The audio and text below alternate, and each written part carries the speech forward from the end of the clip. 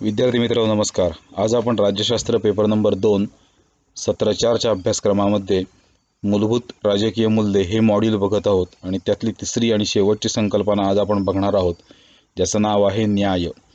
न्याय या संकल्पनेचा आशय किंवा न्यायदान करणारी व्यवस्था ही काळाप्रमाणे किंवा परिस्थितीप्रमाणे बदलत गेली तरीसुद्धा न्यायाचा जो मूलभूत गाभा आहे की अन्याय झालेल्या माणसाला न्याय मिळवून देणं किंवा न्याय परिस्थितीची निर्मिती करणं, हा मूलभूत आशय काही न्यायाचा बदललेला आपल्याला दिसत नाही. गेल्या हजारो वर्षांचा जरी विचार केला तरी ज्याचं शोषण झालंय, ज्याच्यावरती अन्याय झालाय, जो कुठल्या तरी संधीपासून वंचित राहिलाय, तर त्या माणसाला योग्य ती संधी, योग्य तो न्याय किंवा शोषणापासून मुक्तता मिळवून देणं, अशाच पद्धतीने न्यायाचा आशय आपल्याला थोडक्यात सांगता येईल. न्यायाविषयी जर का आपल्याला आणखी बोलायचं झालं तर वर्गांमध्ये होणारा संघर्ष, गटांमध्ये होणारा संघर्ष, विविध सामाजिक परिस्थितीमध्ये होणारा संघर्ष किंवा व्यक्तीमध्ये होणारा संघर्ष आणि त्याच्यामुळे निर्माण होणारे विसंवाद हे दूर करण्यासाठी किंवा याच्यावरती एक उपाय म्हणून न्याय या संकल्पनेचा आपण अभ्यास करणं गरजेचं आहे.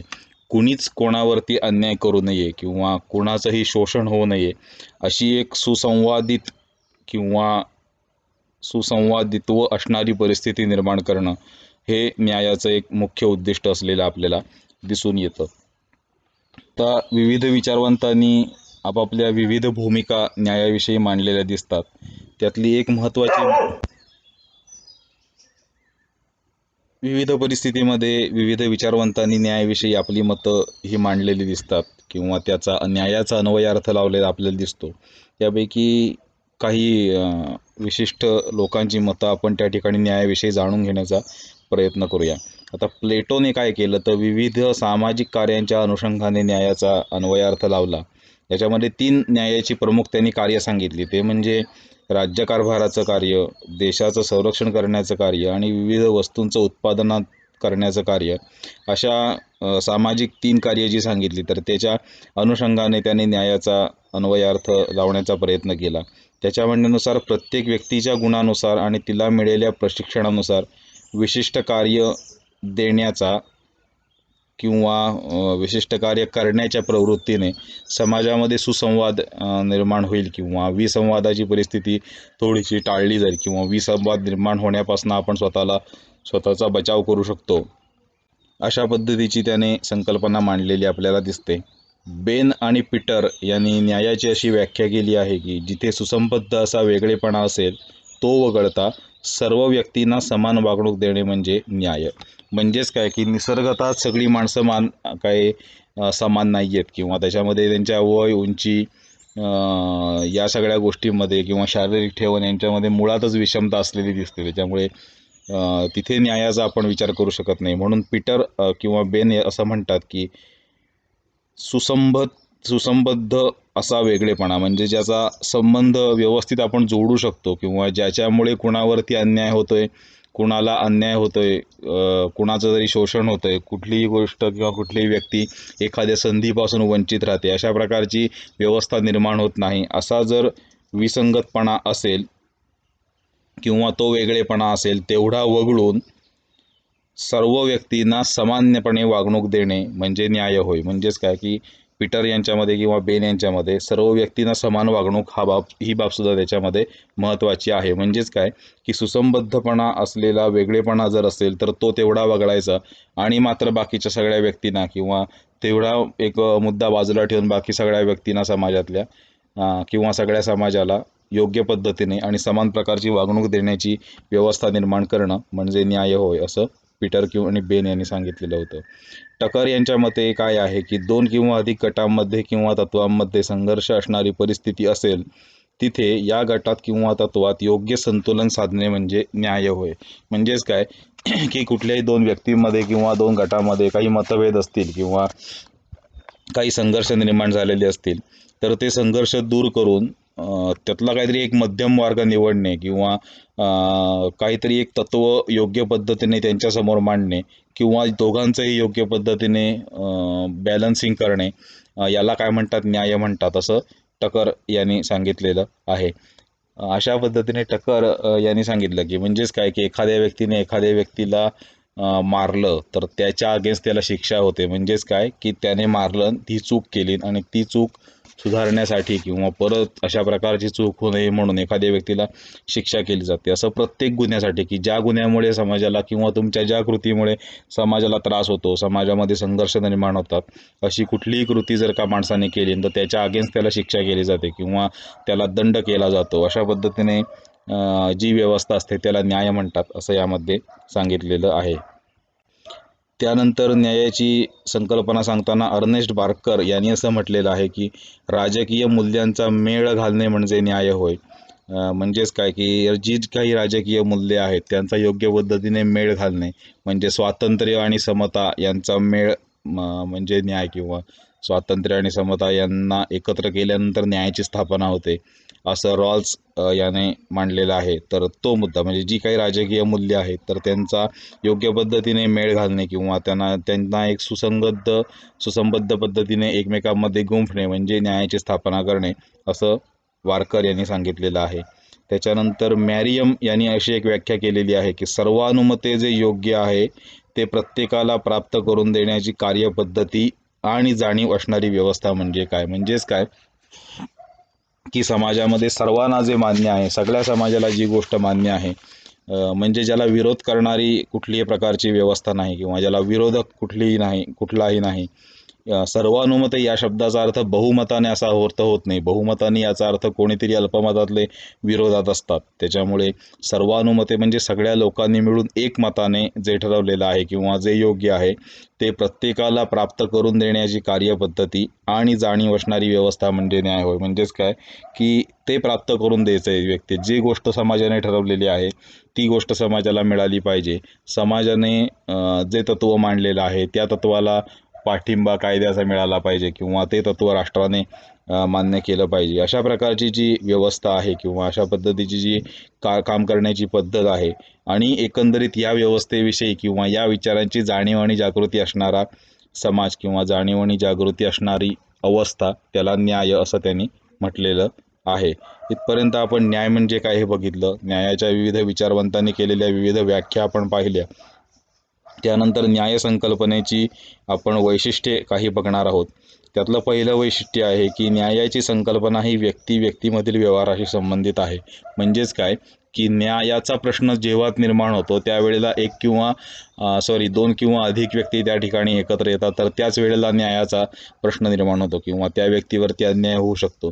काहीतरी व्यवहार होणं गरजेचं आहे. कुणीतरी बोलणं, कुणाचे तरी पैसे देणं घेणं किंवा काहीतरी प्रकारचं आदानप्रदान होणं, मग ते माहितीचं असेल किंवा कुठल्याही प्रकारचं असेल. त्याच्यामुळे अशा ज्या आंतरक्रिया समाजामध्ये घडतात किंवा हे जे व्यक्तीमधले व्यवहार घडतात तर त्याच्याशी संबंधित असलेली न्यायाची सगळी ही प्रक्रिया आहे असं न्याय वैशिष्ट्याचं किंवा न्याय व्यवस्थेचं आपल्याला पहिलं वैशिष्ट्य सांगता येईल.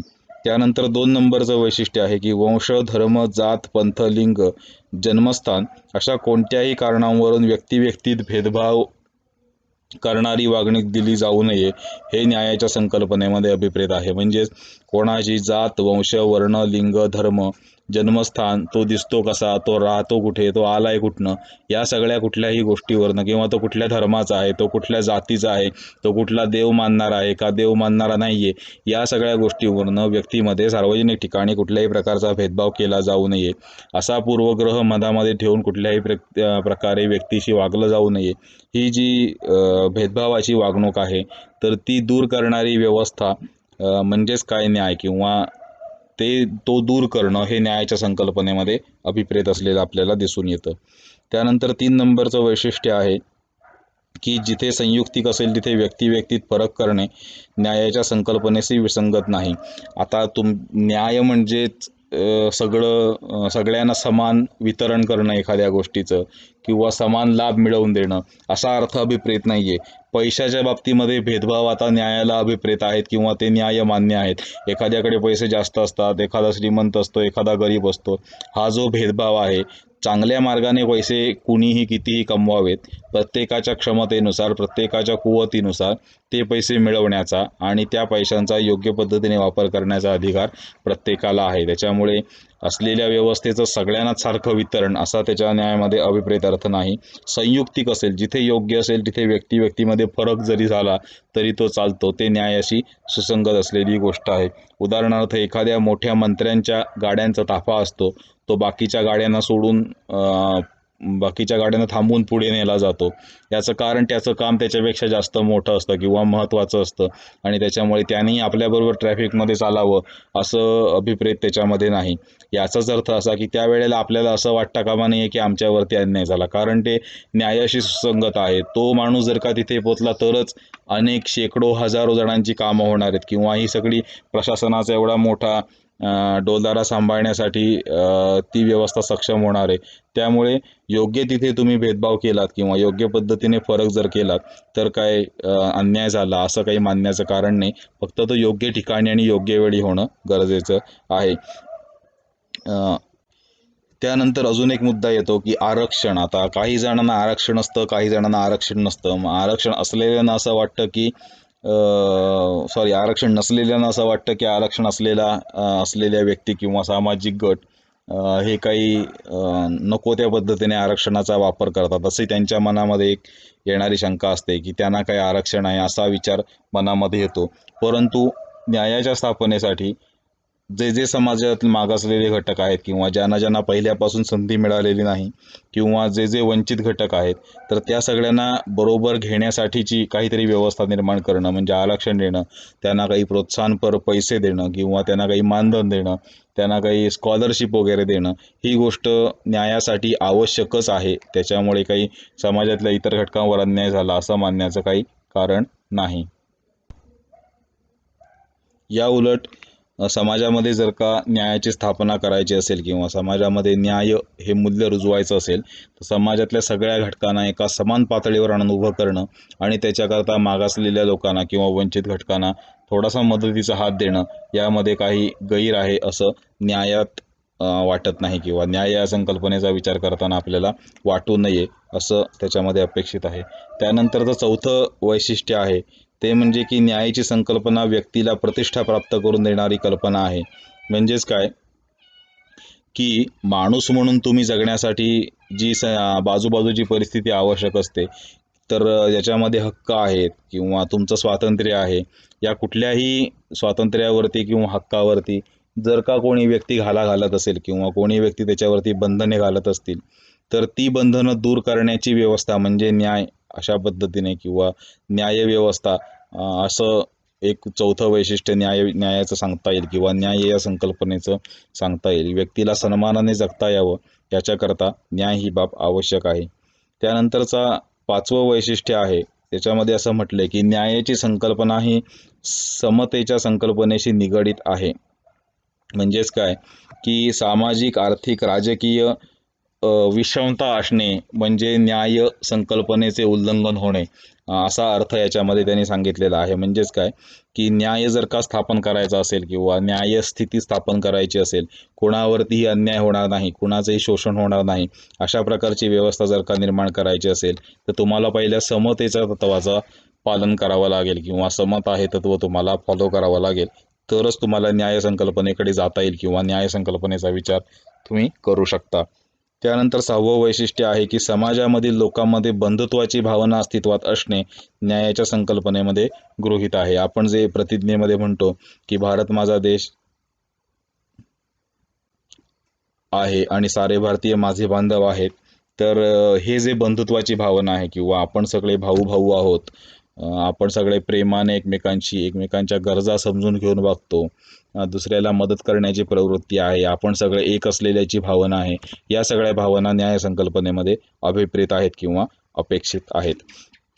त्यानंतर सातवं वैशिष्ट्य आहे न्याय संकल्पनेचं की व्यक्तीचे हक्क आणि सामाजिक कल्याण यांची सांगड घालण्याचा प्रयत्न न्यायाच्या संकल्पनेमध्ये केलेला आपल्याला दिसून येतो. म्हणजेच काय, व्यक्तीचे जे हक्क आहेत किंवा समाजाचं जे कल्याण आहे हे डोळ्यासमोर ठेवून न्याय संकल्पना मांडली जाते किंवा त्याच्यामध्ये अपेक्षित असं आहे की व्यक्तीच्या हक्कांचं संरक्षण झालं पाहिजे आणि सगळ्या समाजाचं कल्याण झालं पाहिजे किंवा सगळ्या समाजाला विकासाची समान संधी प्राप्त करून दिली पाहिजे.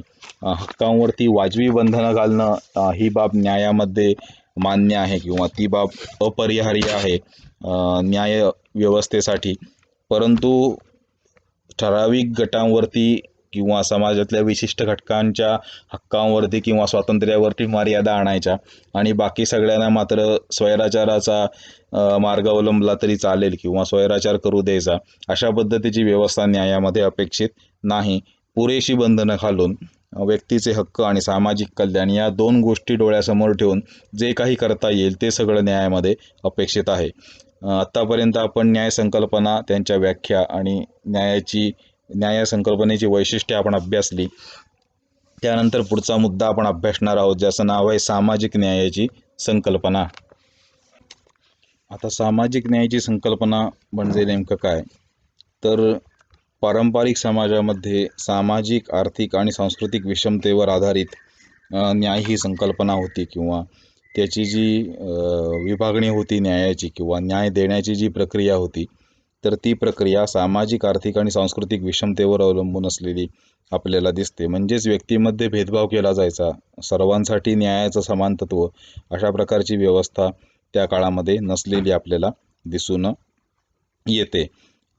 काही झालं की पूर्वीच्या काळामध्ये समाजात ज्यांच्याकडे सत्ता होती किंवा ज्यांच्याकडे राजाश्रय होता, तर त्या लोकांनी आपली सत्ता किंवा संपत्ती, आपली प्रतिष्ठा या सगळ्या गोष्टींचा मोठा वाटा समाजाकडनं बळकावलेला आपल्याला दिसतो आणि त्यामुळे काही घटक समाजातले हे न्यायापासून सातत्याने वंचित राहिले किंवा त्यांना मागासले पण आलेलं आपल्याला दिसून येतं. पुढे लोकशाही हे तत्व बहुतांश लोकांनी स्वीकारलं किंवा बहुतांश समाजाने स्वीकारलं. बहुतांश राष्ट्रांमध्ये लोकशाही तत्वाचा पुरस्कार केला गेला आणि हे तत्व रूढ झाल्यानंतर सामाजिक न्यायाची संकल्पना निर्माण झालेली आपल्याला दिसून येते किंवा सामाजिक न्याय या संकल्पनेचा उदय झालेला आपल्याला दिसून येतो, ज्यामध्ये ज्या वस्तू व सेवांची निर्मिती समाजामध्ये होते, तर त्याचं वितरणसुद्धा रास्त आणि योग्य प्रकारे झालं पाहिजे, अशा प्रकारची व्यवस्था निर्माण करणं. म्हणजेच अन्न, वस्त्र, निवारा या सगळ्या गरजा, प्राथमिक ज्या गरजा आहेत, तर त्या अत्यावश्यक ज्या गरजा आहेत, तर त्या सगळ्या गरजा भागवणं किंवा गरजा भागवण्याचा हक्क प्रत्येक व्यक्तीला असणं, असं सामाजिक न्यायाच्या संकल्पनेमध्ये अभिप्रेत असलेलं आपल्याला दिसून येतं. ज्याच्यामुळे वस्तू आणि सेवा ज्या समाजामध्ये निर्माण होतात, तर त्यांचं योग्य पद्धतीने आणि योग्य प्रकारे वितरण समाजामध्ये झालं पाहिजे.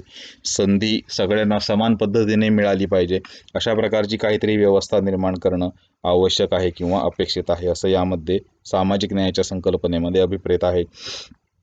ज्या वस्तू व सेवा निर्माण होतील त्यांचे वाटप समता, न्याय आणि रास्त तत्व या आधारावर झाले पाहिजे. म्हणजेच काय की ज्या वस्तू आणि सेवांची निर्मिती समाजामध्ये होते किंवा समाज जे उत्पादकता जी आहे समाजाची, तर त्याच्यातनं निर्माण होणारी जी उत्पादनं आहेत, तर त्यांचं वितरण हे समान पद्धतीने झालं पाहिजे. त्याचा लाभ घेण्याची संधी सगळ्यांना समान पद्धतीने मिळाली पाहिजे किंवा न्यायाचं जे तत्व आहे, तर ते न्यायाचं तत्व पाळून त्या सगळ्या वस्तूंचं आणि सेवांचं वितरण झालं पाहिजे. आणि रास्त तत्व, रास्त म्हणजे काय की योग्य पद्धतीने आणि योग्य प्रकारे वितरण झालं पाहिजे. त्याची किंमत योग्य असली पाहिजे. भरमसाठ महाग असलेली वस्तू जर विकली गेली समाजामध्ये, तर समाजातले काहीच घटक ते खरेदी करू शकतात. बहुतांश घटकांना त्या वस्तूपासून किंवा सेवेपासून वंचित राहण्याची वेळ येते आणि त्याच्यामुळे योग्य पद्धतीने, योग्य किमतीमध्ये आणि योग्य प्रकारे त्याचं वितरण होणं, ही बाब सामाजिक न्यायाच्या संकल्पनेमध्ये अभिप्रेत असलेली आपल्याला दिसून येते. जातीच्या असलेल्या चौकटी, धर्माच्या असलेल्या चौकटी, चातुर्वर्ण व्यवस्थेच्या चौकटी, या सगळ्यामुळे काय झालं की एका नव्या समाजाची निर्मिती करण्याची गरज निर्माण झाली. कारण समाजातले काही घटक हे पुढारलेले होते किंवा समाजातल्या काही घटकांनी सत्तेचा, संपत्तीचा वाटा आधीच मिळवलेला होता आणि त्याचाच एक परिणाम म्हणून समाजातल्या काही घटकांना त्यापासून वंचित राहावं लागलं आणि ही जी अन्यायाची परिस्थिती निर्माण झाली, तर ती दूर करून सामाजिक न्यायाची स्थापना करणं, ही बाब त्यांच्यामध्ये महत्त्वाची ठरते किंवा महत्त्वपूर्ण ठरते. तर अशा चौकटी मोडून सामाजिक न्यायाची स्थापना करणं हे राज्यांपुढील किंवा लोकशाहीपुढील असलेलं सध्याचं महत्त्वाचं आवाहन आहे, असं म्हटलं तरी आपण चालू शकेल. त्यानंतर चा मुद्दा येतो की न्यायव्यवस्थेला किंवा राज्यसंस्थेला काही कामं न्यायाच्या संदर्भात पार पाडावी लागतात. तर ती जी कामं आहेत तर ती कोणती आहेत त्याच्याविषयी आपण थोडीशी चर्चा करूया. की राज्यसंस्थेच्या क्षेत्रात नसलेल्या नव्या गोष्टींचा समावेश होतो. म्हणजेच काय की ज्या ज्या काही काळाप्रमाणे नवीन गोष्टी समाविष्ट कराव्या लागतील राज्यसंस्थेमध्ये, तर त्यांचा समावेश करून घेणं राज्यसंस्थेमध्ये, किंवा राज्यसंस्थेने खाजगी कुणाच्या आयुष्यात किंवा व्यक्तिगत स्वातंत्र्यामध्ये हस्तक्षेप न करणं, किंवा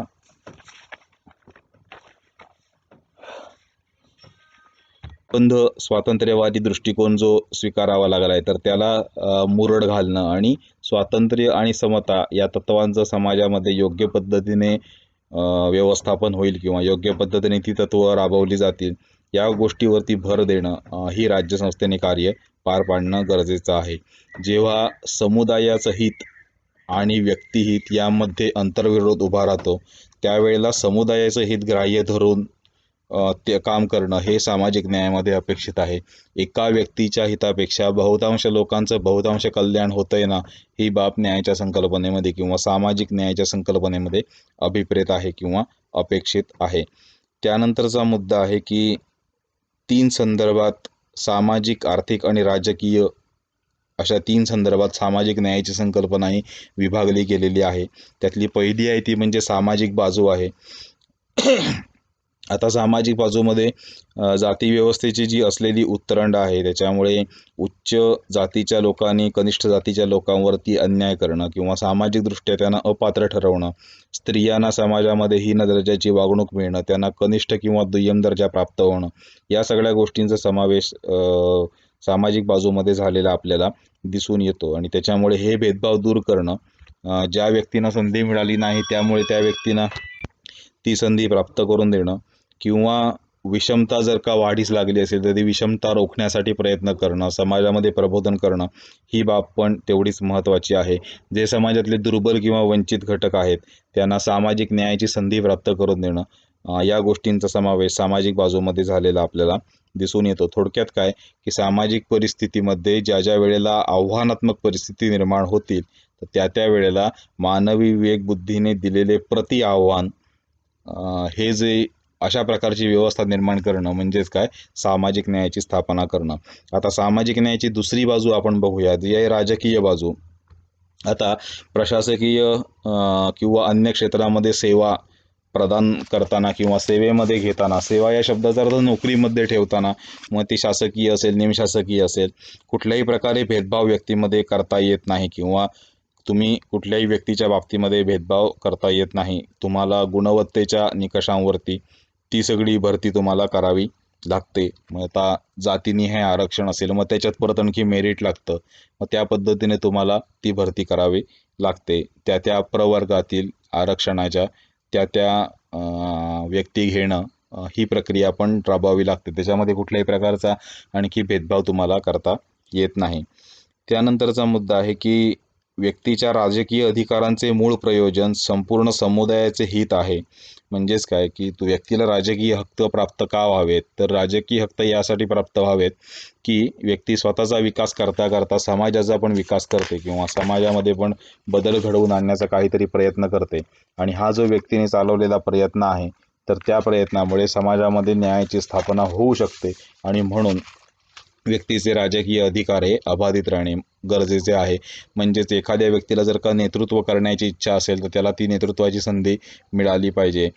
शासनाच्या विविध व्यवस्थांमध्ये जाऊन तुम्ही व्यवस्था बदल करणं किंवा व्यवस्था सुधारण्याचा प्रयत्न करणं, सामाजिक काहीतरी बदल घडवून आणण्याचा प्रयत्न करणं, अशी संधी प्रत्येकाला मिळणं गरजेचं आहे. ज्याला जी जी काही राजकीय इच्छा आकांक्षा असेल तर त्या पूर्ण करण्याची संधी समाजाने त्यांना दिली पाहिजे किंवा ती पूर्ण करण्यासाठीची जी संधी आहे ती कुठलीही व्यवस्था नाकारू शकत नाही. अशा प्रकारची एक रचना निर्माण होणं गरजेचं आहे. त्यानंतरचा मुद्दा आहे आर्थिक बाजू. आता मूलभूत गरजांची पूर्तता करण्याचा प्रत्येक व्यक्तीला अधिकार आहे, जो तो आपापल्या क्षमतेप्रमाणे विविध मूलभूत गरजांची पूर्तता करत असतो. दुसरा मुद्दा त्याच्यामध्ये येतो की समाजामध्ये आर्थिक विषमतेची दरी निर्माण होते आणि समाजातील विशिष्ट घटकच सगळ्या साधन संपत्तीचा लाभ घेताना आपल्याला दिसतात आणि विशिष्ट घटक त्याच्यापासून वंचित राहिलेले दिसतात. तर ही जी विषमता आहे किंवा ही जी दरी आहे ती दूर करण्यासाठी राज्याने काहीतरी प्रयत्न करणं गरजेचं आहे किंवा न्यायव्यवस्था त्याच्यामध्ये न्यायाच्या संकल्पनेमध्ये हे अभिप्रेत आहे की ही दरी कमी करण्यासाठीचा प्रयत्न करणं. त्यानंतरचा मुद्दा आहे की व्यक्तीमध्ये संपत्तीच्या आधारावर भेदभाव केला जाऊ नये. म्हणजेच एकाच ठिकाणी एकाच पदावरती काम करणाऱ्या एका व्यक्तीला तो विशिष्ट जाती धर्माचा पंथाचा आहे म्हणून जास्त पगार दिला जातो आणि त्याच पदावरती काम करणाऱ्या दुसऱ्या व्यक्तीला तो एका विशिष्ट जाती धर्माचा आहे म्हणून कमी पगार दिला जातो किंवा स्त्री आणि पुरुष आहे म्हणून कमी जास्त पगार दिला जातो. अशा कुठल्याही प्रकारचा भेदभाव त्याच्यामध्ये करता येत नाही किंवा केला जाऊ शकत नाही. किमान वेतनापेक्षा कमी रोजगार कोणालाही दिला जाऊ नये. म्हणजेच काय की जे काही किमान वेतन ठरले कमीत कमी किती पैसे देणं अपेक्षित आहे तर तेवढे पैसे प्रत्येकाने त्या कामाचे देणं अपेक्षित आहे किंवा दिलेच पाहिजेत किंवा द्यावेच लागतील. तर खऱ्या अर्थाने सामाजिक न्यायाची स्थापना झाली किंवा सामाजिक न्यायाकडे आपण चाललो असं मानता येईल. म्हणजे जे काही कमीत कमी वेतन आहे एखादं काम करण्याचं ठरलेलं तर ते वेतन त्या व्यक्तीला देणं अपेक्षित आहे. त्यानंतरचा मुद्दा आहे की भविष्य निर्वाह वेतनासारख्या सामाजिक सुरक्षा सेवा प्रत्येकास लाभाव्यात.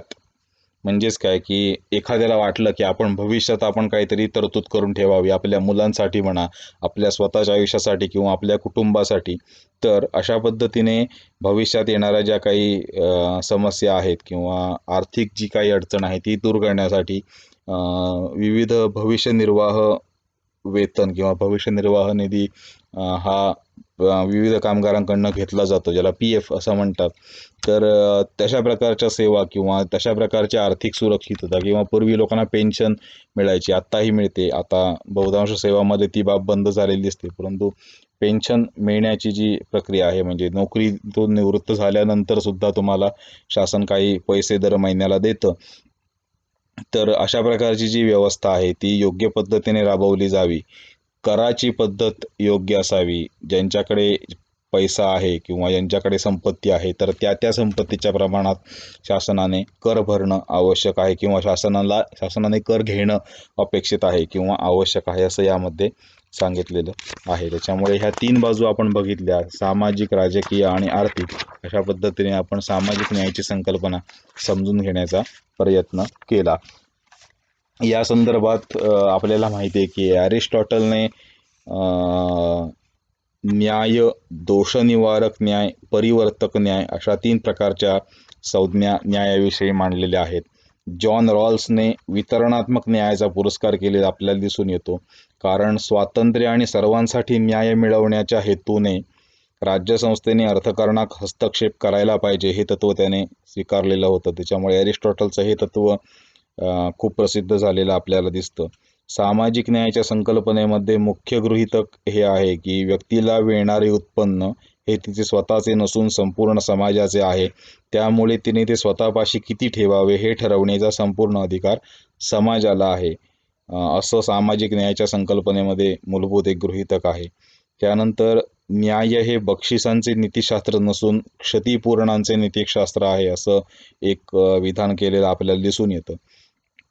थोडक्यात काय की निसर्गाने किंवा समाजाने ज्या व्यक्तींना किंवा ज्या सामाजिक गटांना दुर्बल बनवलेलं आहे किंवा सामाजिक व्यवस्थेमुळे किंवा काहीतरी एखाद्या रचनेमुळे किंवा राज्यव्यवस्थेमुळे जे सामाजिक घटक दुर्बल बनलेले आहेत किंवा जे घटक कुठल्या तरी गोष्टीपासून वंचित राहिलेले आहेत तर त्यांना ती विकासाची संधी पुन्हा प्राप्त करून देणं म्हणजे न्यायाची स्थापना करणं.